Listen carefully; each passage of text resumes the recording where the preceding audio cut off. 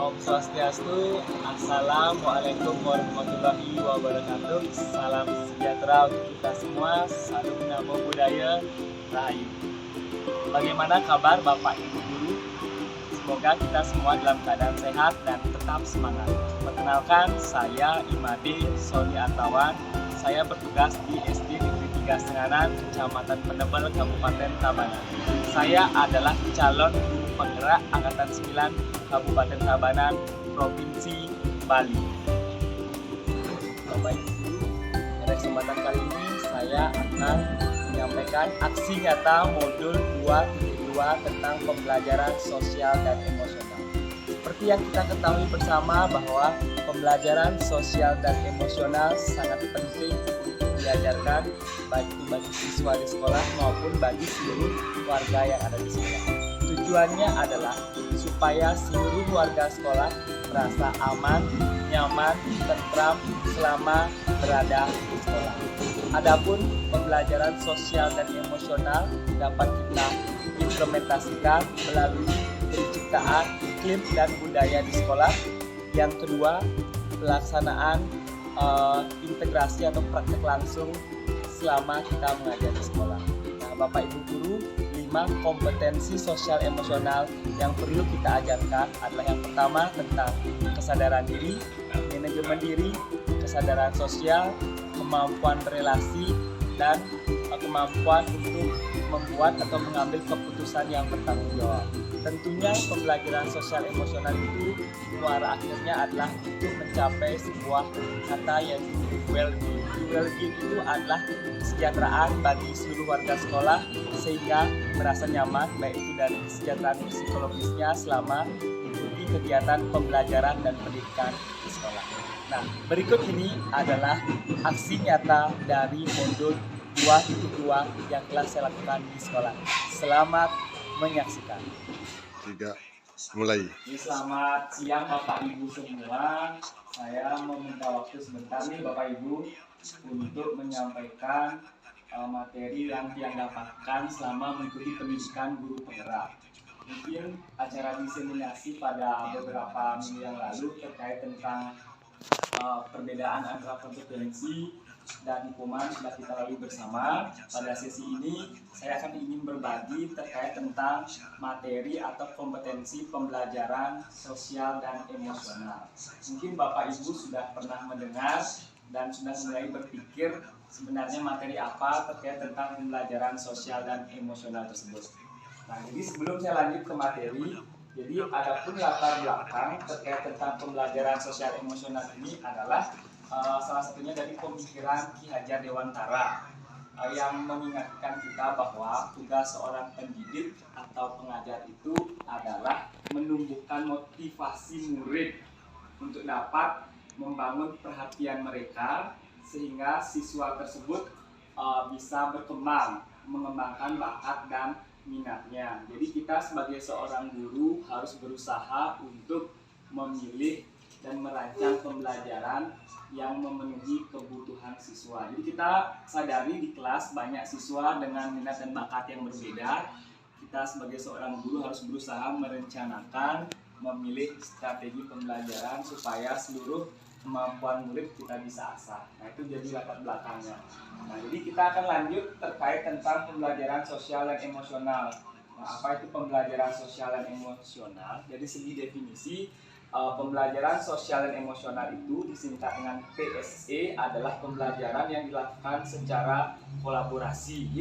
Jadi seluruh di komunitas sekolah. Jadi tujuannya itu adalah memberikan kesempatan pada siswa untuk menyampaikan perasaan mereka terkait tentang masalah yang dihadapi di rumah maupun di sekolah. Nah, tujuannya supaya nanti siswa itu memiliki kesadaran diri, siswa itu bisa melatih manajemen dirinya, berikutnya siswa itu bisa melatih kesadaran sosial, kemampuan berelasi di sekolah tentunya dengan sesama teman, sesama guru maupun warga yang lain yang ada di sekolah, dan yang terakhir adalah siswa itu mampu membuat suatu keputusan yang bertanggung jawab bagi dirinya sendiri. Nah, bagaimana caranya melatih itu? Jadi pertama, mungkin kita ajak siswa itu membuat kesepakatan atau keyakinan kelas Setelah itu kita terus ingatkan baik itu di kelas maupun dengan pembiasaan pagi. Jika ada siswa itu melanggar, jadi kita mulai latih dia untuk menyadari dirinya. Jadi salah satu kompetensi tentang kesadaran dirinya sudah mulai kita latih. Nah, berikutnya terkait tentang manajemen diri, mungkin kita berikan anak-anak tugas maupun PR sesuai dengan kuantitasnya supaya anak-anak itu bisa mengatur waktunya dengan baik di rumah dan bisa bertanggung jawab dan bisa memanajemen dirinya, kapan saya harus mengerjakan PR atau tugas dari Bapak Ibu guru, kapan saya harus bermain bersama teman-teman di rumah. Jadi dengan cara seperti itu kita bisa melatih anak-anak ini Bapak Ibu ya. Nah, berikutnya saya lanjutkan tentang materi selanjutnya.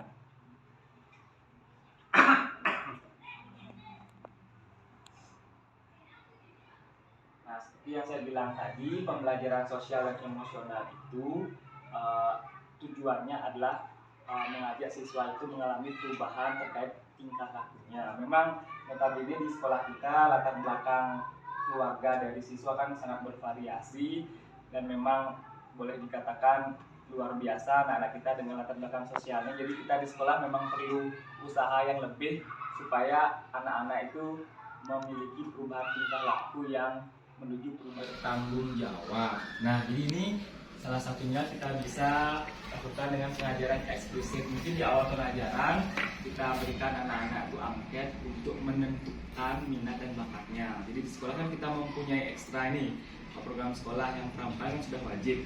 Ada namanya ekstra pilihan di sekolah kita. Ekstra pilihan kan cuma olahraga sama tari. Jadi kita arahkan anak-anak supaya bisa mengambil keputusan yang bertanggung jawab. Kalau sudah konsekuen ngambil ekstra tari, mau tidak mau anak tersebut harus mengikutinya. Jangan hari ini saya menari, saya malas, besok nggak usah nari supaya pulang lebih cepat. Jadi kita perlu usaha supaya meyakinkan anak-anak itu ini keputusan kamu harus bisa bertanggung jawab terhadap keputusanmu. Jadi silakan dilanjutkan, baik itu ilmu di olahraga maupun di seni tari, pasti ada hal yang baik akan kita dapatkan. Nah, baiklah Bapak Ibu, mungkin itu saja penjelasan saya terkait materi hari ini, yaitu tentang pembelajaran sosial dan emosional. Jadi tujuan akhirnya itu supaya kita melatih anak-anak menyampaikan emosi dan perasaannya, sehingga intinya anak-anak merasa puas, nyaman ketika berada di sekolah, baik itu dengan teman-temannya maupun dengan Bapak Ibu guru di sekolah. Nah, mungkin itu dari Tian. Mungkin sebelum saya akhiri, saya minta dari Bapak Ibu untuk bertanya, untuk mewakili terkait apa yang telah saya sampaikan. Mungkin silakan Bapak Ibu mewakili satu orang, mungkin ada penjelasan atau pertanyaan yang Bapak Ibu tanyakan terkait pembelajaran sosial dan emosional yang telah saya sampaikan. Nah, mungkin pada Bu Kadek, mungkin saya minta waktunya, mungkin ada tanggapan pertanyaan yang Ibu sampaikan tentang materi ini, Pak, silakan. Terima kasih kepada Pak Desoni. Setelah Bapak memaparkan tadi materi tentang sosial emosional, memang secara umum di sekolah sementara ini, selama waktu ini sudah berusaha kami dari guru melaksanakan seperti itu. Yang mungkin kedepannya setelah diberikan materi seperti ini bisa kita meningkatkan lagi kegiatannya biar lebih baik. Terima kasih atas materi yang telah dipaparkan. Ya, terima kasih Bu Kade. Jadi intinya untuk menerapkan pembelajaran sosial dan emosional, tentunya kita perlu berkolaborasi nih Pak Ibu. Jadi tidak harus satu orang yang di kelas 6 atau di kelas 4 saja yang menerapkannya. Jadi kita berusaha sama-sama sebisa sesuai dengan kemampuan Bapak Ibu supaya seluruh siswa di sekolah kita mampu mengeluarkan dan mengelola emosinya. Ini Bapak Ibu. Ya, terima kasih atas waktunya. Mungkin itu saja untuk hari ini. Mungkin di lain kali jika ada materi atau konsep yang saya dapatkan di pendidikan guru penggerak, saya akan bagi melalui acara diskusi atau tempatnya diseminasi di komunitas di sekolah itu. Baiklah Pak Ibu, kalau memang tidak ada lagi, kita tutup acara ini dengan para peserta.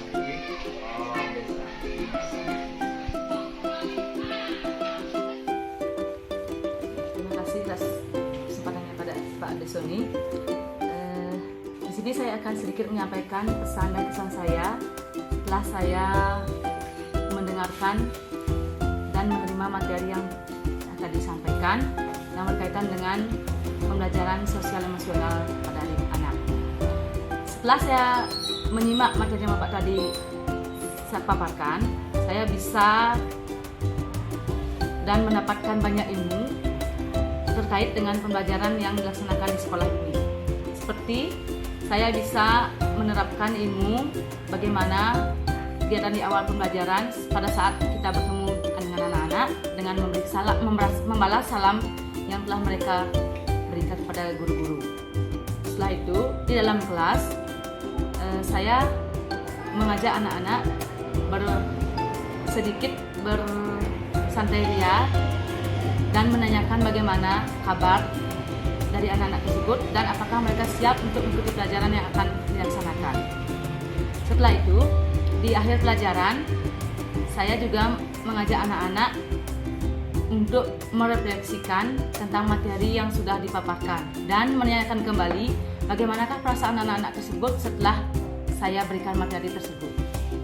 Dan di terakhir penutup pelajaran, saya mengajak anak-anak untuk hening sejenak, melakukan rileks agar anak-anak merasa tenang dan tidak ada beban setelah mengikuti pembelajaran yang dilaksanakan. Ya, demikian yang dapat saya berikan, dan saya mengucapkan terima kasih banyak karena telah diberikan begitu banyak ilmu tentang materi ini.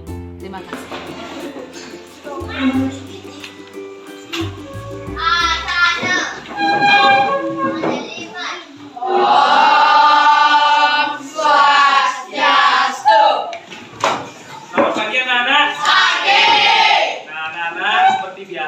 Sebelum kita memulai pelajaran, tolong disiapkan kebersihan kelasnya ya, persiapan untuk alat dan bahan kalian belajar silakan kita ya.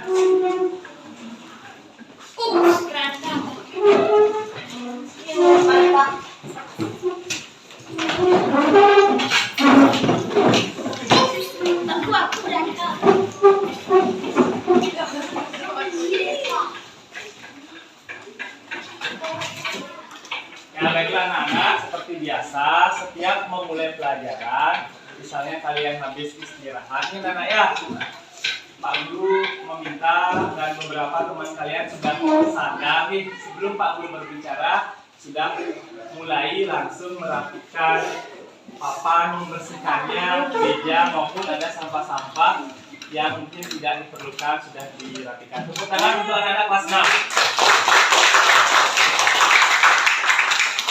Siap belajar sekarang anak-anak? Siap! Oke, sebelum mulai belajar, Pak Guru ajak kalian untuk tepuk fokus dulu. 1, 2, 3, tepuk fokus.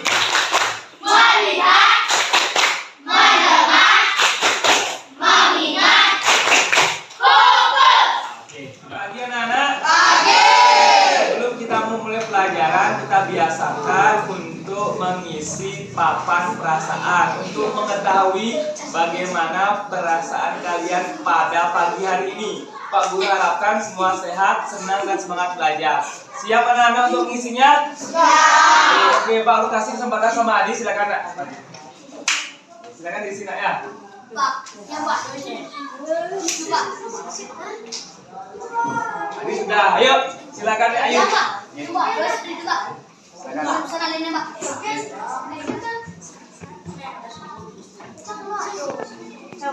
Ayo, giliran sama Rizky Nak, silakan Nak.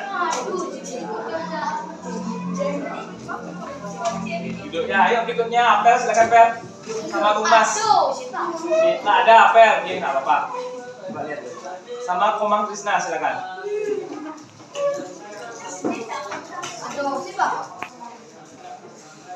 Tadi kalian sudah melakukan atau mengikuti kegiatan evaluasi atau bahasa sederhananya ulangan. Nah, mungkin kalian sudah merasa mumet, sudah merasa pusing habis menjawab soal-soal. Ada yang merasa pusing anak-anak? Siapa yang wah banyak ya yang merasa pusing? Nah, untuk lebih merilekskan kalian, boleh turunkan tangannya. Silakan sekarang duduk yang rapi. Kita mencoba untuk merilekskan pikiran supaya menenangkan pikiran kita ya. Silakan duduk yang rapi. Kita mulai dari sekarang. Duduk yang baik. Mulai taruh tangan di atas meja. Mulai sekarang pejamkan matamu kurang lebih 1 menit. Ikuti instruksi dari Pak Guru. Mulai dari sekarang pejamkan matanya. Tarik napas secara perlahan. Hembuskan napasnya.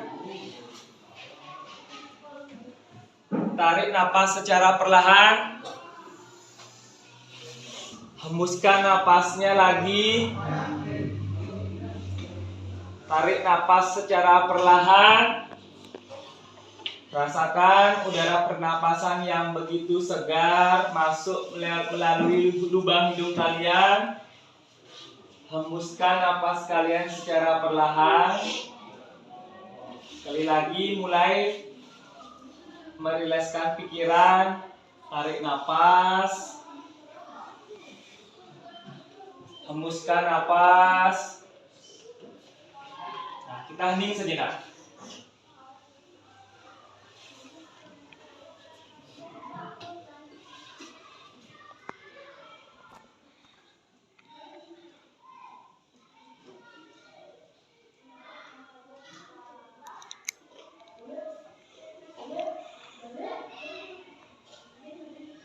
Tarik napasnya perlahan. Buang secara perlahan. Tarik napas lagi sekali. Buang secara perlahan. Kembali ke posisi semula. Duduk yang rapi. Tangan di atas meja. Mata kalian bisa dibuka dari sekarang. Silakan buka matanya. Oke, kita sudah melakukan refleksi kurang lebih 1 menit. Pak Guru ingin meminta pendapat kalian. Satu orang silakan ke Depa. Nah, apa yang kamu rasakan? Silakan berdiri sampaikan. Yang rasakan saya, tadi kan saya kayak susah gitu saat membuat undangan itu. Baru hening sejenak, kemudian saya sudah tenang, damai, dan tenang. Ya, tepuk tangan untuk Depa. Ini satu orang meminta sama kita. Apa yang kamu rasakan? Silakan berdiri. Relax dan tenang. Bisa membuat pikiran menjadi tenang. Oke, tepuk tangan untuk kita. Mungkin satu kita relawan, ada enggak? Ya, silakan Bung Mas. Silakan berdiri, nak. Relax tapi agak terganggu. Terganggu karena apa, nak? Karena untuk temennya ya. Oke, coba lagi satu. Komang Santika. Apa yang kamu rasakan, nak? Lebih tenang. Sebelumnya pusing karena ulangan. Setelah kita relax, pikiran jadi tenang. Oke, tepuk tangan untuk Komang Santika dan kita semua ya. Komang Krisna, ada masalah? Tidak, ya. Jadi kamu milih yang warna biru untuk paragraf yang pertama. Kamu yang lain setuju? Setuju. Ya, setuju. Silakan ayo tulis. Apa gunanya sama kelompoknya Frida? Ada masalah kan? Ya, silakan ditulis nih. Apa ada pertanyaan? Nah, kita tadi sudah belajar tentang materi atau konsep magnet, lebih tepatnya ke garis gaya magnet. Sudah jelas yang dijelaskan di video tadi, anak-anak?